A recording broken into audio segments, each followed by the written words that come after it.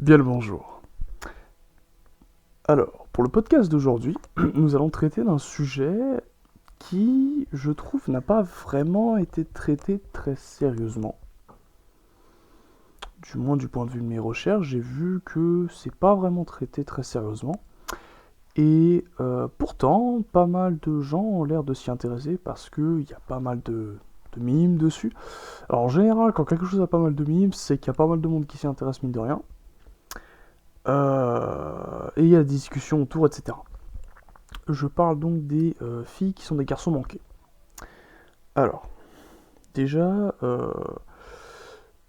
il y a pas mal de choses à dire, mine de rien, même si ça a l'air d'être assez anodin, il y a de quoi dire, autant sur ces filles en question et ceux qui sont attirés par ces filles.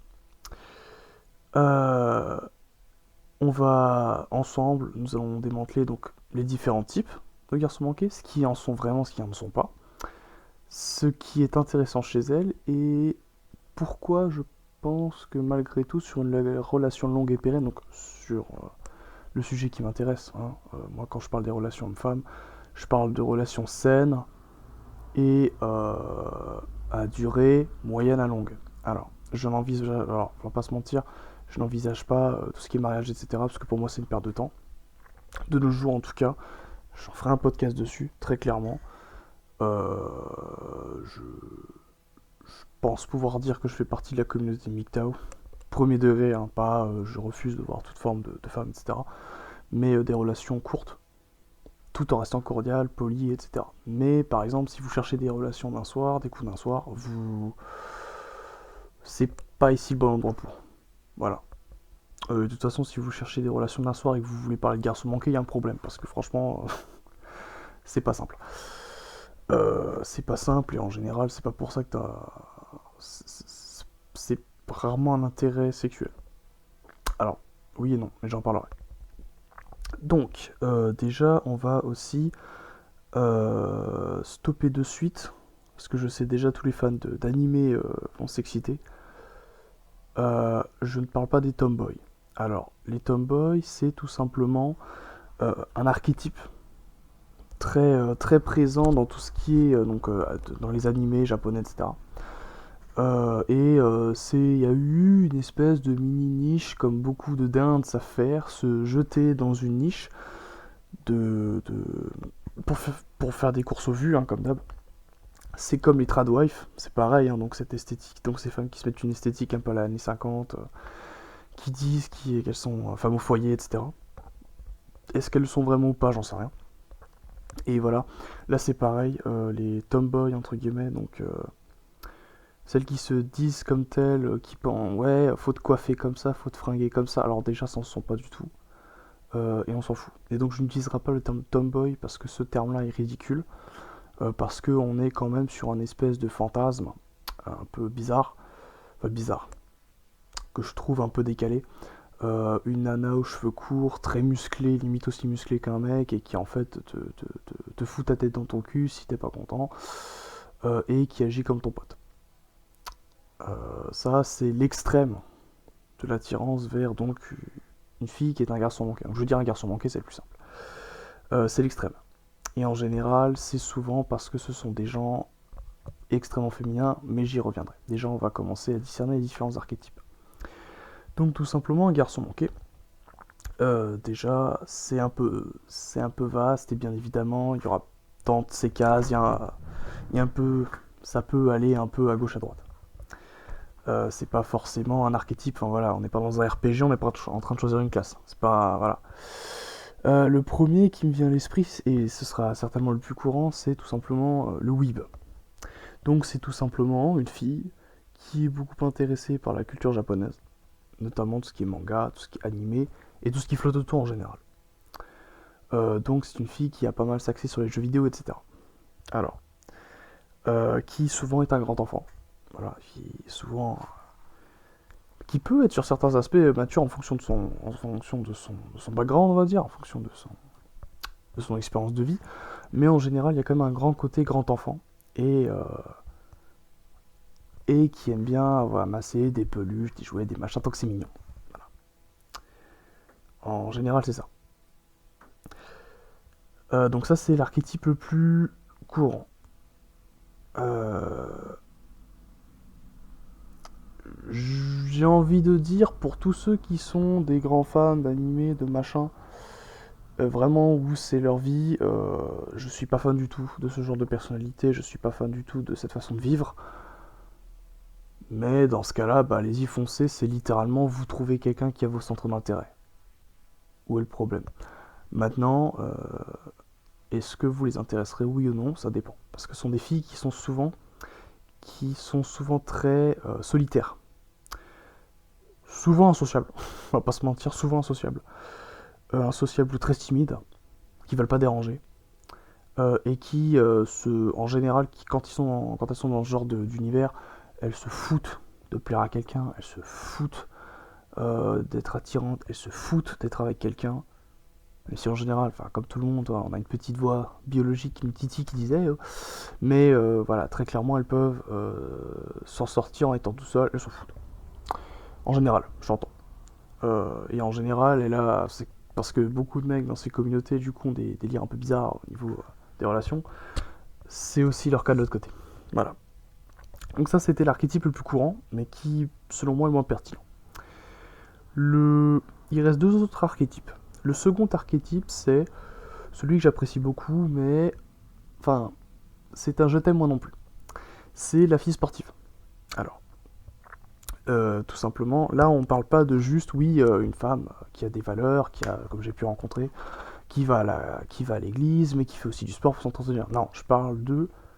Le sport, c'est ses centres d'intérêt. Et plus précisément, sport de force, sport de combat, sport de contact.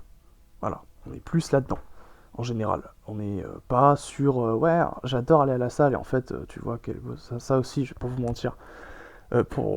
S'il y a des filles qui m'entendent, qui se sentent concernées, je suis désolé de vous le dire, mesdemoiselles ou mesdames, mais quand il y a si vous cherchez quelqu'un de valeur en tout cas, si vous voulez un coup, tirer un coup, là c'est génial, continuez. Mais si vous cherchez quelqu'un de valeur, pour nous, une fille qui va juste à la salle pour gonfler ses fesses et sa poitrine, ça nous saoule. Mais ça nous saoule et on le voit, ça se voit. Et c'est lourd. On déteste ça. Voilà, sachez-le, ça nous casse les pieds. Parce qu'en fait, ce sont ces mêmes filles qui polluent les espaces de la salle et où t'es obligé de regarder de l'autre côté parce que sinon on va t'emmerder. J'ai eu quelques petites anecdotes que je pourrais peut-être replacer de temps en temps. Quand j'y allais, c'est pas drôle, c'est chiant, et en fait, la nana, parfois elles arrivent maquillées, c'est tout gonflé, que à des endroits qui sont aguicheurs, bizarrement.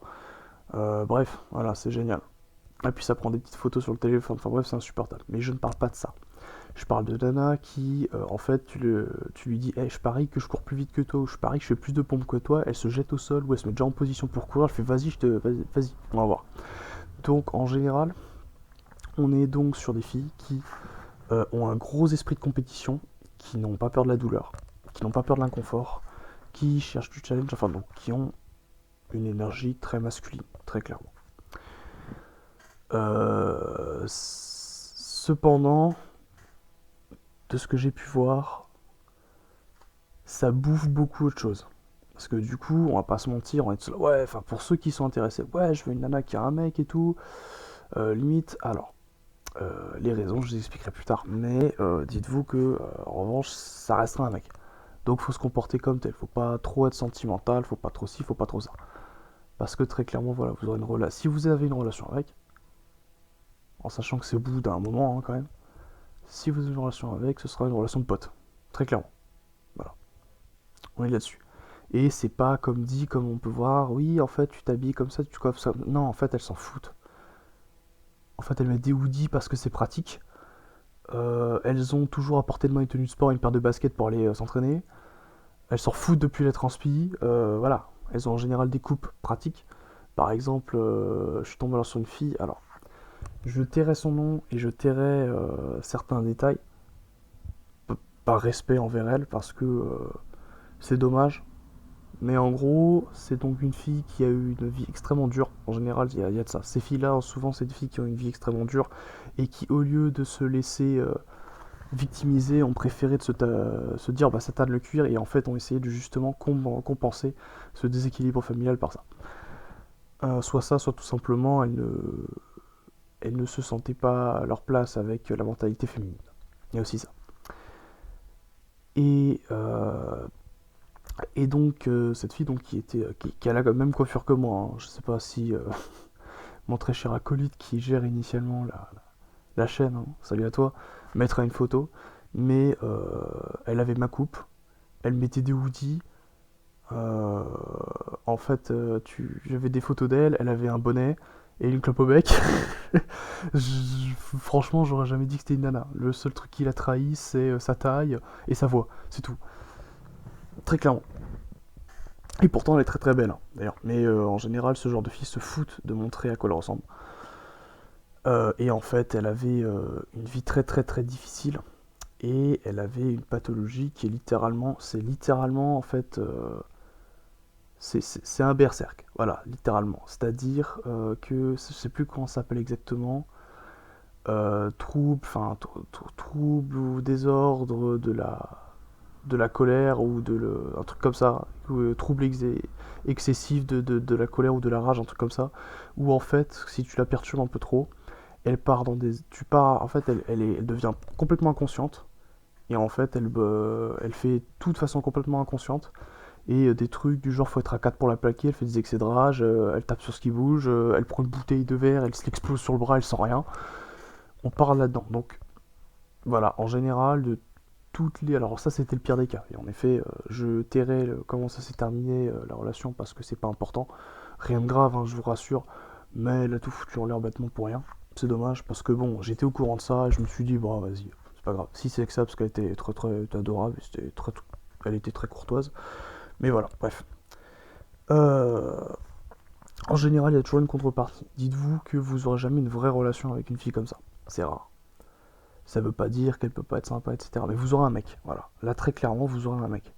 Donc, par exemple, les marques d'attention, ce seront pas des petits mots, des petits câlins, etc. Ce seront des actes. Donc, en fait, elle fonctionnera comme un mec. Mais il y a souvent une contrepartie avec ces filles-là, très clairement. Vous aurez une contrepartie soit très froide, soit elle sait jamais ce qu'elle veut, soit elle sait souvent, très souvent, savent pas trop si elles aiment les mecs ou les filles. Très souvent, malheureusement. Enfin, malheureusement, faut ce qu'elles veulent, mais c'est compliqué, quoi. Et ça rend les choses... ouais, ça arrange pas les choses. Donc voilà, donc ça c'était pour le type sportif. Et le troisième, c'est tout simplement celle qui se cache. Alors, je vais m'expliquer. Il y a souvent des filles, des cas de filles, qui s'habillent, qui se comportent comme des mecs. Mais ce n'est qu'une façade. Pour soit pas se faire emmerder, soit tout simplement pour rester avec des mecs parce que l'ambiance, machin, voilà. Parce que elles aiment pas trop l'ambiance globale féminine et du coup elles préfèrent l'ambiance des mecs, donc elles se disent voilà, faut que j'adopte leur code, etc. Donc c'est pas vraiment, on n'est pas vraiment sur forcément une, un vrai garçon manqué, mais c'est plutôt une façade, ça. Et ça, tu les remarques parce qu'elles s'habillent comme les mecs de tous les jours, etc. Elles essaient un peu de parler comme eux, etc. Ou vraiment, dans certains cas, c'est très forcé. Et c'est moins dans les actes, c'est plus dans les paroles. Voilà. Donc voilà, je pense avoir discerné les trois plus grands archétypes, très clairement. Et donc, maintenant j'ai parlé de ceux qui sont très intéressés, parce qu'il y en a qui sont obnubilés par ça, hein, vraiment. Voilà. Pourquoi le personnage de Rebecca dans la série de Cyberpunk a tellement plu, euh, c'est en partie dû à ça. C'est voilà, une fille grossière et violente, ou comment elle s'appelle là dans Black Lagoon, là, la nana avec ses deux Beretta là, je sais plus, bref. Voilà, c'est parce qu'il y a ce côté mec, il y a ce côté viril. Les filles métalleuses aussi sont beaucoup appréciées, dû à ça, parce qu'il y a il y a souvent un côté un peu garçon manqué, mais c'est surtout dans l'esthétique en général. Et les goûts musicaux. Mais voilà. Et en général, ils sont très très gentils. Ça, je tiens à le dire. Messieurs, vous voulez une fille avec un look de garçon manqué, mais qui est toute gentille, allez voir du côté des métalleux. Voilà. Elles sont toutes sympas en général. Bon, elles sont toutes sympas, mais elles rotent, hein, mais elles sont toutes sympas. Bref. Et, euh, et en tout cas, ceux qui sont intéressés, il y a deux archétypes principaux. Les premiers sont déjà, ce sont des hommes, enfin, plutôt des garçons malheureusement, je ne peux pas les appeler hommes, qui très clairement ont soit un gros manque d'affection, soit tout simplement un problème de polarisation, voilà, donc qui sont pas assez masculins, qui veulent pas plus l'être que ça, ou parce que la société leur a dit que, ou alors il y a une situation familiale compliquée, ce qui arrive de plus en plus malheureusement. Voilà, c'est en plein boom ça. Et donc qui ont un déséquilibre et donc ne cherchent pas une fille forcément féminine. Voilà, on peut dire que disons que c'est la version plus light de des femboys. Voilà. Donc ceux qui s'habillent comme des filles, etc., qui sont... je sais pas s'ils sont gays ou pas, mais bon, bref, voilà, qui sont... Enfin voilà, du coup, en général, c'est souvent dû à un déséquilibre, une absence paternelle ou maternelle, voilà, une enfance difficile, bref, et du coup, bah, ce déséquilibre amène à ce que mentalement, la personne essaye de combler comme elle peut, et là, en l'occurrence, donc, on est sur, justement, chercher un partenaire plus masculin, qui apporte protection, etc. Alors, j'ai envie de dire... Il y a mille et une choses à faire, hein, très clairement, pour... Moi, je suis pas pour, franchement, on va pas se mentir, je suis pas pour qu'un garçon, parce qu'il a une vie dure, faut le comprendre. Ah oui, oui, faut le comprendre. Bah, du coup, il se laisse abattre, et puis il reste féminin, etc. Moi, je suis pas d'accord. Je pars du principe que, justement, c'est une épreuve dans la vie, et ça tanne le cuir. Et justement, c'est une épreuve que tu devrais choper, tu devrais prendre la vie par le col, et justement, voilà, et t'améliorer toi pour... Bref. Parce que finalement, même si on dit toujours que c'est de la merde, etc., mais être un homme masculin, c'est très bien. C'est super. C'est super. Sachez-le. On compte sur vous, il y a une fierté, il y a une fraternité très forte entre des hommes masculins. Ça veut pas dire qu'on est on est des bodybuilders qui roulent des mécaniques et qui pensent jamais et qui n'avons aucun problème. Non, bien au contraire. Mais, très clairement, voilà, c'est en général dû à un déséquilibre. Et en général, ça tient jamais longtemps. Ça tient jamais longtemps, même si j'ai envie de dire, de toute façon, dans un couple, il faut qu'il y ait quelqu'un de féminin et quelqu'un de masculin. Qu'on le veuille ou non. Même chez les couples homosexuels, vous voyez, particulièrement lesbiennes, vous verrez toujours celle qui joue le mec et celle qui joue la nana. Très clairement. Ça se voit. Et il y a toujours ça, il y a toujours eu comme ça ce besoin de ces deux pôles pour se compléter. Donc si vous êtes un homme très efféminisé et vous voulez être avec une femme assez masculine, pourquoi pas. Mais le problème, c'est que cette femme très masculine, souvent, vous voudra dominer. Sachez-le. Voilà. Donc, très clairement, je pense pas que ça peut tenir, mais bon. Voilà, dans le doute.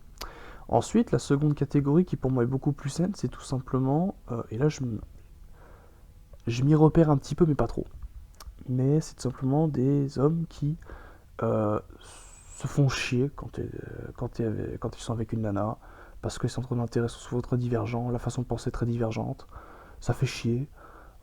Et en fait, pendant que tu passes du temps à faire des câlins avec elle en regardant la télé ou en allant, je sais pas quoi, jouer au dernier jeu qu'elle a voulu faire ou tout simplement aller l'aider pour aller faire les magasins ou que sais-je, bah toi dans ta tête t'as toujours cette idée, ah, putain je suis pas là ça, je m'entraîne pas, putain j'apprends pas ça, putain je fais pas ci, putain je fais pas ça.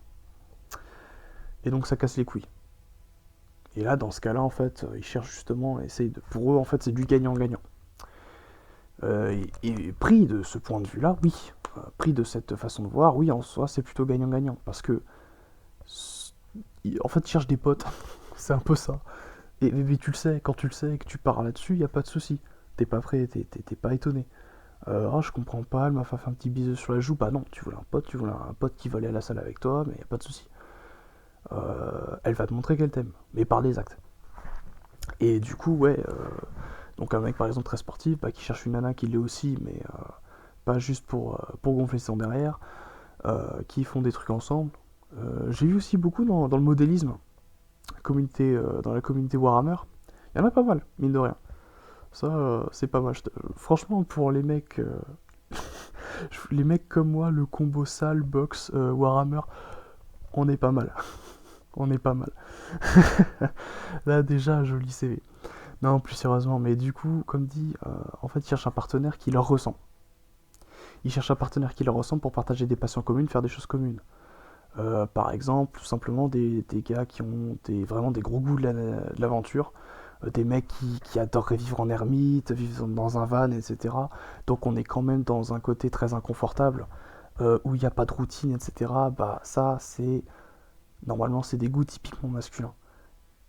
Il y a beaucoup moins de femmes qui aiment ça. Et bah, c'est vrai que même par exemple, je prends pour les bushcrafters, les gros bushcrafters, les mecs me disent tous, ils me disent ouais bah ta nana sur le coup elle fait ouah c'est trop bien et tout, ouais, tu as fait un trekking, c'est sympa. Puis ensuite quand elle se rend compte que tu te les cailles le soir, qu'il y a des moustiques et que tu manges pas forcément toujours à ta faim, voilà tout de suite ça tire un peu plus la gueule et ça arrête. Voilà. Tout de suite ça arrête de vouloir participer, ça se calme un peu. Donc justement certains pour partager des passions communes cherchent une moitié qui leur ressemble tout simplement. Voilà, en soi, ce qui en soi est complètement honorable. Mais très clairement, de mon point de vue, cet archétype-là, c'est juste de passage. En général, c'est de passage, ça se calme avec le temps, avec l'expérience. Mais en revanche, pour ceux qui sont intéressés par ça, qui en connaissent, dites-vous que ce genre de filles, à l'extérieur, elles veulent être impassibles. Elles veulent pas montrer de faiblesse ni rien. Donc, faut les traiter comme des potes. Toujours, hein. Faut toujours les traiter comme des potes. Et à l'extérieur, faut rien montrer. Voilà, montrez pas d'intérêt, n'aguichez pas rien, parce qu'elle va pas le bien prendre. Surtout quand il y a d'autres potes autour. Alors là, c'est mort. Quand vous êtes un peu plus en intimité, juste vous deux, pour des raisons X ou Y, hein, elle vient chez vous pour jouer, ou vous allez vous rentrer de la salle ensemble, machin, j'en sais rien moi, ou de la boxe, je sais pas. Là oui, là ok, là vous pouvez y aller parce que vous êtes juste vous deux. Mais c'est compliqué, c'est-à-dire vous pouvez pas y aller un peu trop à la enfin là ça va dépendre, on va pas se mentir. Je vous conseillerais de pas y aller trop à la romantique du moment au début, d'y aller en tâtonnant, mais en faisant des petits trucs à guicheur vite fait, voir comment elle réagit. Si elle capte pas, vous y allez un peu plus franco. Sinon, si elle vous sentez qu'elle a capté, ça se sent, et qu'elle relève pas, vous vous laissez pisser, c'est pas grave. Et s'il est intéressé, vous le verrez un petit peu. Autre chose, c'est ce qui est une bonne arme, c'est le contact physique. Parce que justement, elles vont se comporter comme des mecs, donc mettre un petit coup de poing sur l'épaule, machin. Ouais, bonhomme, voilà. Donc là, vous pouvez utiliser un peu le contact, comme ça. Je sais pas, je sais pas, un truc tout con. Ouais, vous aimez bien essayer de faire du catch et de jouer au mariole, voilà, voilà. Vous pouvez jouer là-dessus, enfin un câlin, j'en sais rien, et puis vous verrez sa réaction. Bref, je pense avoir fait le tour du sujet, donc c'est pas un podcast de 40 minutes ou d'une heure, voilà, clairement, je m'en excuse. Hein. Je pense pas avoir besoin d'étayer plus, je pense avoir donné déjà des choses un peu plus claires que ce que je vois, parce que très clairement sur internet c'est pas ça. Hein. C'est pas ça du tout. Et voilà, je pense avoir apporté ma pierre à l'édifice, surtout pour cette catégorie de femmes-là. Sur ce, je vous remercie d'avoir écouté, et il est temps pour moi de tirer ma révérence.